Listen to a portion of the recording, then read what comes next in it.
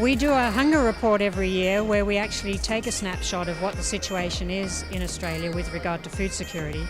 And last year we found that 3.6 million Australians are food insecure at some point in the year. On the one hand, we've got people going without, and then on the other hand, we've got so much food waste, we don't know what to do.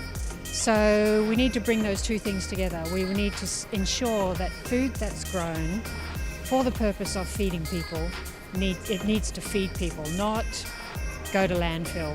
I think we're at a point in time where educating about food has never been more important. It doesn't matter whether it starts with kids and Stephanie Alexander's Kitchen Garden Scheme, where children are growing, tasting, understanding, whether it goes all the way up to the mass side. I think understand there's a problem, number one. Understand that we're wasting billions of dollars a year. 6% of that waste is coming in the home.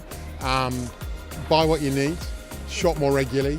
And then really little things at home. Those are little strategies. But the first thing is to identify that waste is a problem in Australia, but it's not a problem that we can't solve, and we are working towards solving it. What we're looking at is zero to waste landfill for all of our food production, and also introducing a smart scale solution which helps to contribute to reducing our over-purchasing, food production, food management. It also empowers our co-workers as well to take more of an initiative, not just within their workplace but also at home.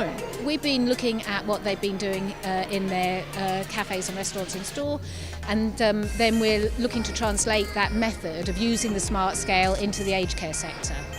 Because the benefits of using the smart scale technology, and this is what IKEA is finding, is not only that you understand and measure how much food you're wasting, it can also identify how much that's costing you. I'm really interested in the kind of innovation and sustainability space. So a lot of the research that we're focusing on is how we can produce good quality, nutritious food, developing it in a sustainable way. So we work a lot on biotechnology, and one of our really exciting areas is looking at microalgae as a source of carbohydrates, proteins and oils for human consumption. What I found quite interesting today was they're looking at various sources of protein, and it made me reminded me that as you get older you actually need more protein than when you're younger. So being able to feed a population that is ageing, of who many are pensioners that can't afford all the right things, to me is something that obviously needs to be tackled. And if you can get algae and those sorts of things to be grown that can create a cost-effective substitute, that would be great.